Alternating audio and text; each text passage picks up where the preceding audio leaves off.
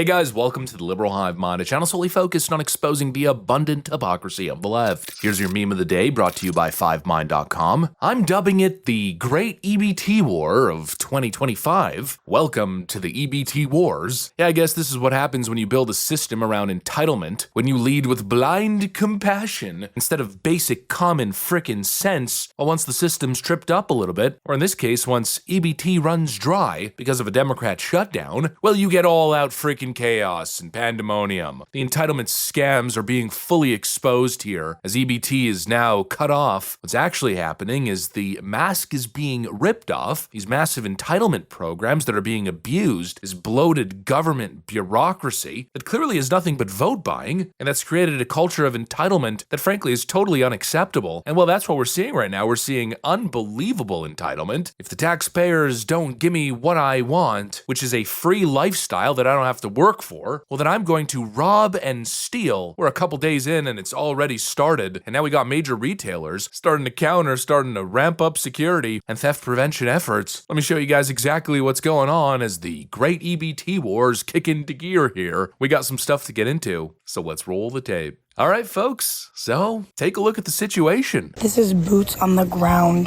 They are locking things up at the Dollar Tree. Someone asked to open the cage and they said, reach through the holes.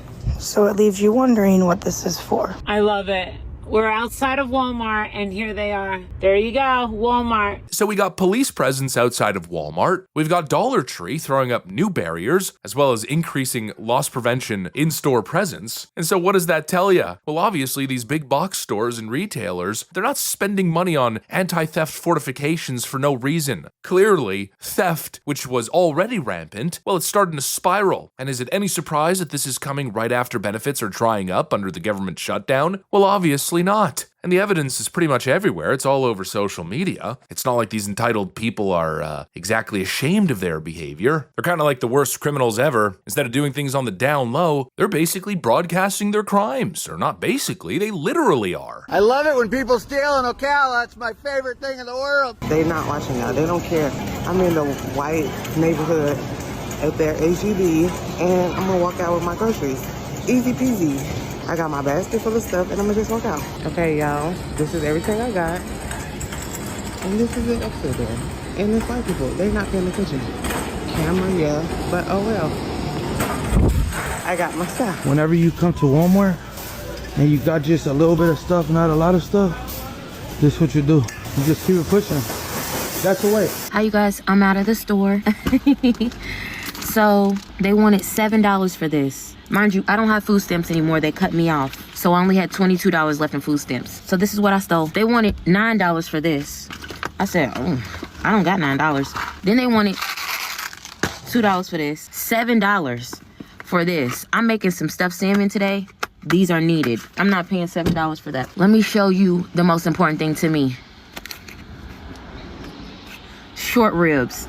Take off the label so that you don't beep. How many do you think that I got? How many short ribs is that? And so the unfortunate reality for Democrats here that's being revealed to the world is that the truth is, when government aid turns into a permanent lifestyle instead of a social safety net, well, you breed dependency and entitled behavior. You know that clip that I showed you guys there, where that woman stole a bunch of meat and steaks and lobster? That really, I think, puts it into clear perspective. And actually, I've got another story here. 2 women arrested, accused of attacking employees and stealing meats from Market Basket. They were caught stealing expensive steaks and lobster. Police say that those women walked out of the store here with lobster and steak, but they didn't get far. Officers arrested them out here in the parking lot. Cell phone video shows 2 women berating and attacking workers Sunday evening as stunned shoppers stare in disbelief. Investigators say the women deliberately slipped higher-priced food like lobster, ribeye steaks, and truffle butter in blue bags while they were checking out.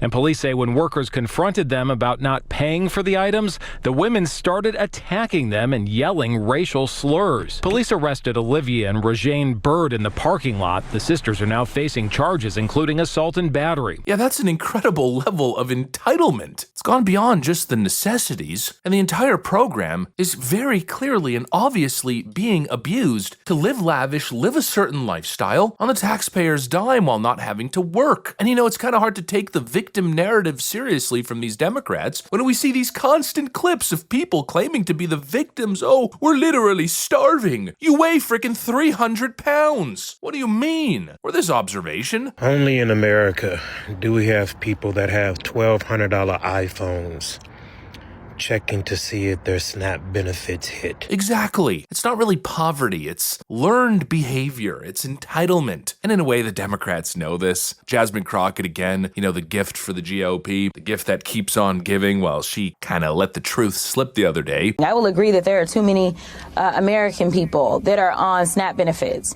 But that means that you got to not look necessarily at SNAP. You got to look at the reasons that they're on SNAP. She's basically saying the quiet part out loud. There's all kinds of people who are on these SNAP programs who shouldn't be. But for some reason, that's all acceptable, right? I feel like that's a pretty big problem. Kind of reminds me of when the Democrats were defending crime, when Jamie Raskin said, oh, well, you know, it's just a way of American life. Or when Tren de Aragua members were taking over apartment complexes, that ABC News anchor said, well, it's only a couple buildings that have been completely commandeered by foreign terrorist, narco-terrorist cartels. There's obvious bloat. And you got Democrats, again, defending the abuse and the waste. And I think the whole thing's being exposed for everybody to see. And Democrats are, of course, exposing themselves. Here's a little gem from Ayanna Pressley on MSNBC. First and foremost, this is the most corrupt administration in history.